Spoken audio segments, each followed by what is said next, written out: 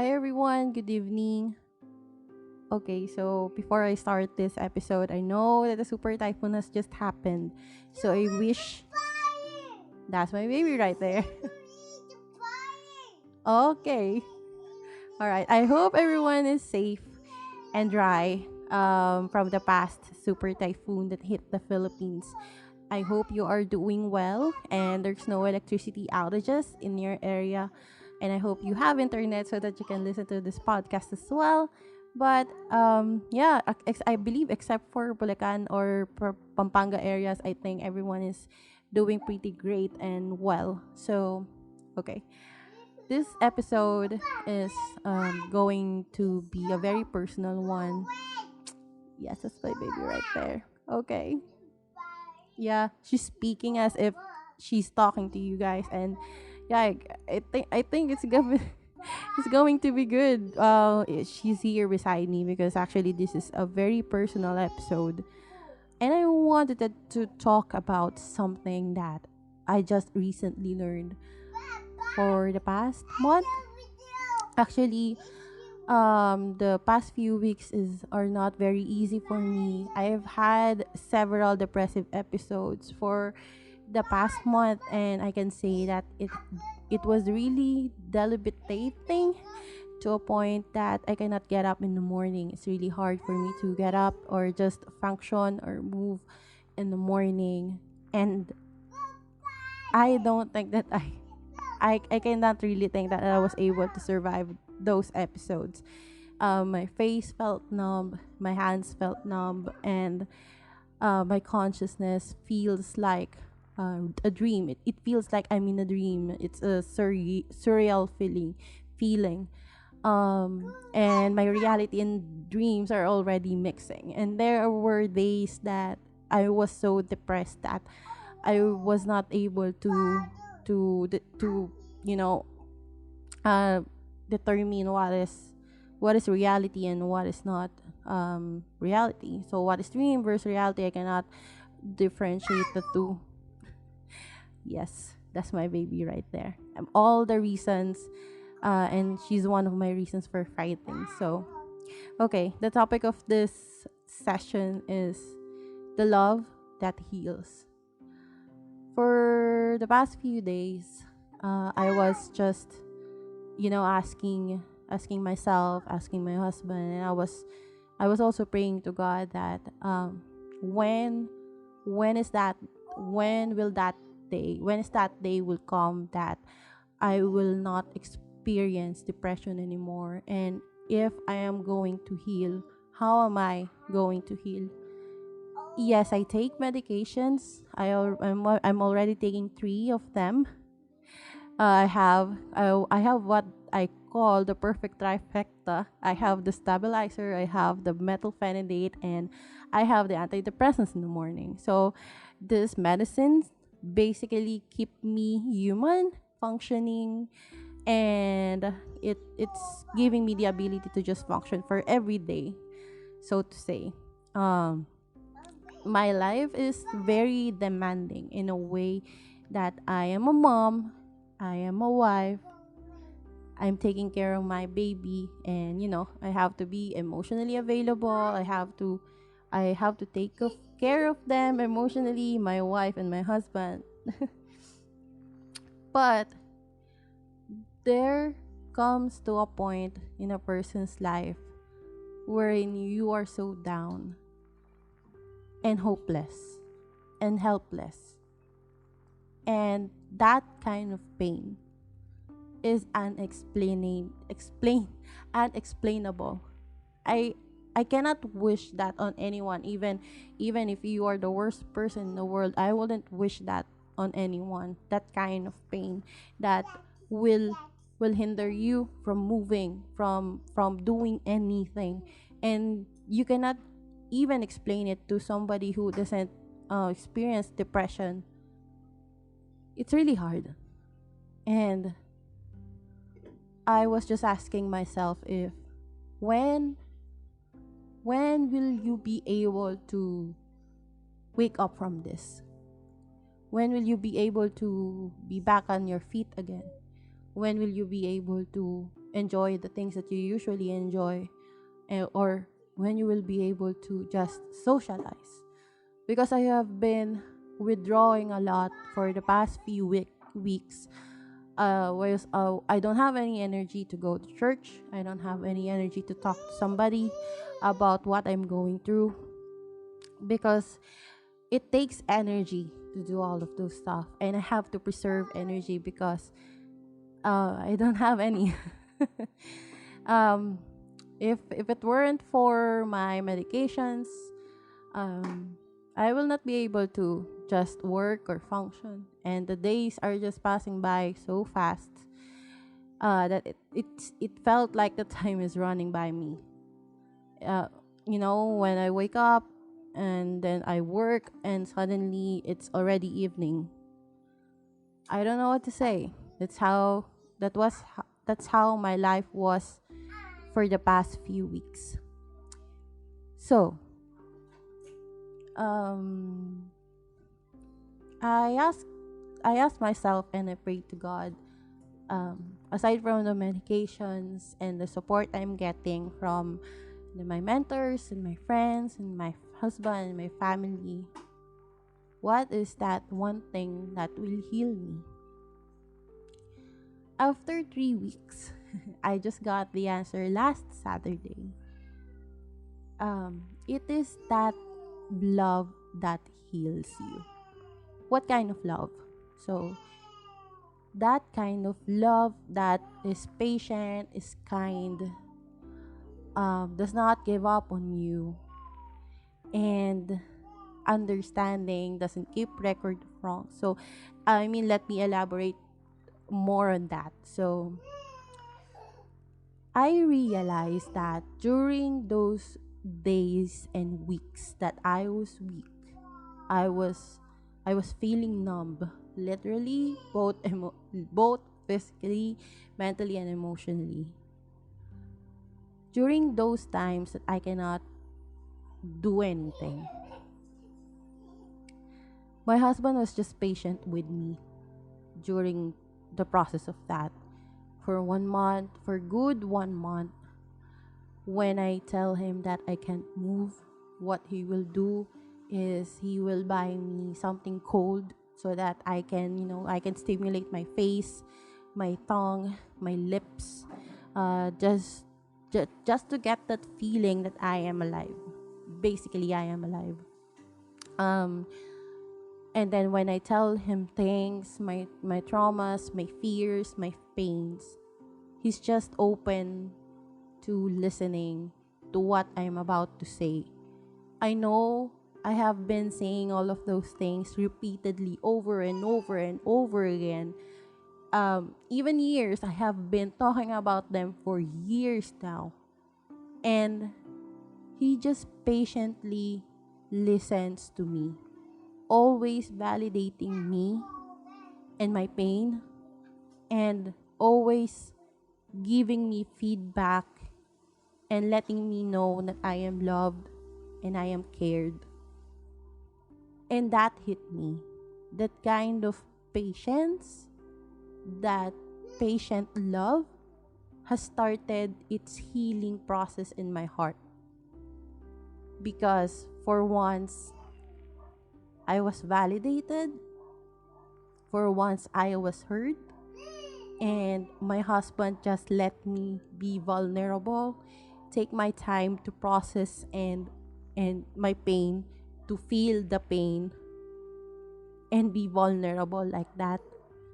And even if there are days that I cannot be a mom, I cannot be a wife, my husband understands. And he patiently listens, he patiently reaches out to me. And bit by bit, the way he loves me every day, I have seen that healing journey is taking place already. And for somebody who has, this podcast is about ADHD. For someone who has ADHD, our default mode network, when we are not doing anything, our mind just remembers the things, the bad things that has happened, even if it already happened few years ago. Our mind is just like replaying and repeating all of those moments, painful moments. And because of that, we are being wounded over and over and over again by those painful experiences. And I guess the healing takes place when somebody validates what you're feeling, goes it through with you. And you know, when you're trying to listen and be kind for a person who has depression, just by listening and validating what they have to say really do wonders. It initiates the healing process in their hearts. And that's what I felt last week. And um I cannot I just cannot start to explain how wonderful it can be to have that kind of love in your life. That's somebody who's willing to listen and be patient with your process. Be patient with you when you're in pain. And even if your stories are already being repeated a thousand of times, they are there and they are listening as if your story is new every time you're telling it. And for once, I felt I was heard, I was listened to, and I was believed that what I'm going through is real. And I cannot be more grateful than that. I mean, I'm really grateful, you know. I'm so grateful to my husband who's always there for me. And I think it doesn't only go for the love of husband to his wife or the love of his wife to her husband. It also goes for your friends, for a parent to a child, a sibling to a sibling, a best friend to a best friend, you know, and especially a husband to a wife or a wife to a husband. Is that when we practice that love, that patient love of not invalidating other people or not calling them every time they make mistakes, or being really patient with them with their small mistakes, or hearing them out what they have to say, even if they are wrong or if they are right. You just hear what they are about to say, because most of the times when people are telling stories, they are telling the story of their emotions or of their pain or of their hearts.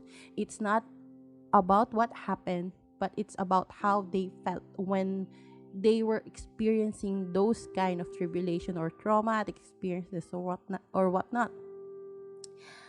And also, what I also wanted to tell you that the love that heals is kind. It's not throwing you words that can wound you. It's not throwing you words that can question, that makes you question your worth. It's not that. That kind of love sees you as a good person, a person capable of doing good things, a person who's deserving of love, who is deserving of care. And when somebody sees us that way, for the for people who are undergoing severe depression, when somebody sees us that way, it it that love will start healing our hearts, our sadness, our hopelessness, and it will bring you into a place of breakthrough. And I'm starting to get there. And for the first time that I was in my severe depressive episode, for the first time, I was able to get up and just hug my husband and thank him for what he do. Even if I cannot be a mom, I cannot clean the house, I cannot do the laundry. I was so depressed that I cannot even play with my daughter. And yet he's very kind and he's very just patient with me and just let me be. let me be alone, or let me rest, and he understands what I'm going through. It's so perfect and it's so wonderful, not in a way that my husband doesn't commit mistakes. Actually, perfection means completion. When you're complete, you're perfect. It doesn't mean you lack mistakes. It just means you're complete. And that kind of love that he shows me makes my broken heart, complete and whole again. And the last point is, the kind of love that heals is, it's not self-seeking. What do I mean by that? Um, Most of the people who are now suffering from depression, from one point or another, they have experienced family who has narcissistic traits. What do I mean by this is that, with the love from narcissistic people, they see love as transactional, or they see people as I can get something from this person, or I can use this person for my gain. Those kind of relationships are transactional, and it is self-seeking. It's very destructive, it's very toxic, and it can hurt the other party. So the kind of love that heals is actually the reverse of that. The kind of love that heals is that, when a person shows you care and kindness and understanding, and they don't ask that from you in return, it is a selfless love. They are showing you how much they love you without asking anything for return, and that actually in itself is healing, because you feel that you are deserving of all the love. You even though we are humans, we commit mistakes. We are all deserving of love. And this goes for the people who also have somebody in their life that's experiencing different mental health conditions: depression, anxiety, schizophrenia, bipolar, ADHD. Don't stop being patient and kind and selfless towards that person, because I want you to know that you are the start or catalyst of their healing. When we express that kind of love to any people who are experiencing mental health condition, I want you to know that you're saving a life. You are saving their lives. Because I happen to also witness um a very sad experience, wherein a high school batchmate of mine, she died in a mental health hospital, or yeah, mental hospital. And her friends were just crying during the burial, because or during the burial, because they got tired of listening to their friend. They became tired, they became weary of hearing the same story over and over and over again. And they were like crying, because they kind of blaming themselves for what happened. They were saying things like, if they just listened more to this person, maybe this person is alive right now, or still living right now, or maybe surviving right now. So yeah, don't stop don't stop being patient and kind and selfless. If you have somebody in your life that's going through a rough time right now, I want you to know that they are in this emotional bubble, they are in this pain bubble, that they also want to get out. Trust me, we do. We want to get out of this sadness or hopelessness or very painful state. Nobody, nobody in this world wants to be in that position, ever. Even the most selfish person in this world doesn't want to be in that place. We're not doing this to ourselves. It is a part of how we respond to the traumatic events that happened to us. And for the people who have this given condition, for those who have ADHD, it's not easy.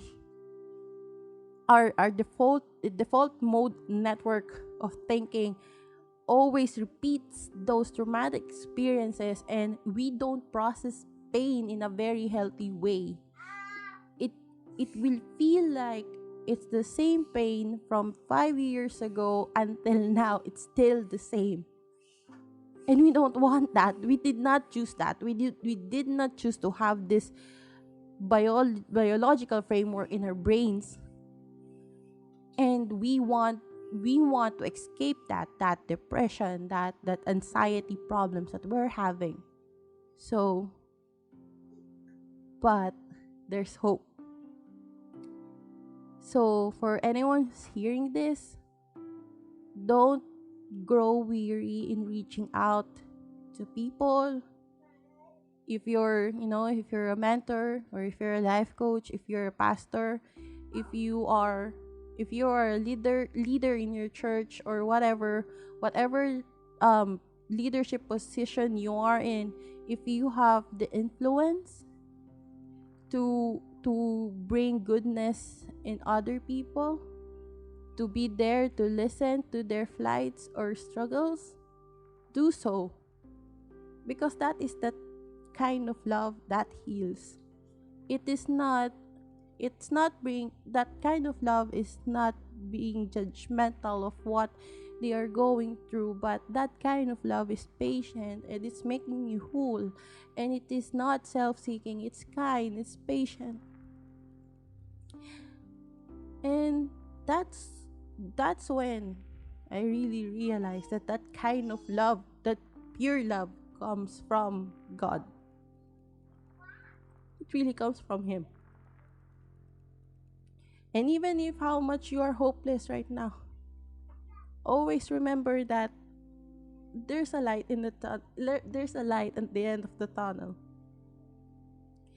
And I hope and pray that in your life you will also have that kind of love. You will be able to feel that love, like what I am experiencing right now, and bring you into that place of healing. And once you're healed, once you're there, bring that same healing energy to other people who's also suffering from depression. I cannot explain the amount of pain and hopelessness and sadness that a depressed person feels. And even if we want to move, to be productive, or to do the things that we need to do for the family, we just can't. It feels like you were experiencing some, ischemic stroke or whatever, but we just can't. And I am really grateful that I have a husband in my life that shows that kind of love. Very pure and understanding, not condemning love. And I hope this kind of love will radiate everywhere, in churches, in families, in friendships, in mentorships, and everywhere else around us. So, yeah, I was trying my best not to cry during this episode, but tears are already running down. And I hope this message of hope will be able to touch your hearts. And for those who are listening, that they have somebody in their life who's also having a hard time right now, don't give up on them. Just be patient, keep on being patient, keep on being kind, and keep on being selfless. Actually, there is one verse in the Bible. If you're if you're agnostic or if you're not believing in God, just hear me out. This is a very very nice passage. It's from First Corinthians chapter 13 verse 4 to 8. God actually described what love is. Love is patient, love is kind. It does not envy, it does not boast, it is not proud, it is not rude, it is not self-seeking, it is not easily angered. It keeps no record of wrongs. Love does not delight in evil, but rejoices with the truth. It always protects, always trusts, always hopes, always perseveres. Love never fails. This is a very touching Bible verse. And now I have a full and a better understanding of it, that this kind of love heals you. Whatever you're going through, whenever you have depression or anxiety or panic attacks, or you're very frustrated with life, if you have that somebody in your life that shows you this kind of love, healing is guaranteed. And I'm just, I'm still here. I'm still alive because of this love. For without this kind of love, maybe I'm not here anymore or I'm not talking anymore. But I have this kind of love in my life, and I hope you will be able to find yours too. And don't lose the faith that you will be better. Tomorrow is another day. And yeah, give that kindness and patience and selflessness to other people. Let's be a community of people who are giving this kind of love to each other. And even if we don't experience this in our homes now, keep that hope in your heart that someday you will be in that very sweet place. A home where there is no condemnation, where there is kindness, where there is patience. A love that will never fail you. So if you're listening to this right now, I hope in a way I was able to help and I was able to lift up your spirit. It took me 3 weeks 3 weeks to come up with this content, and I am just grateful that God answered my question. So there you go. I hope you will have a wonderful day ahead. And always remember, be that kind of love. Be that kind of change. And everything else will follow. So goodbye, and thank you for listening.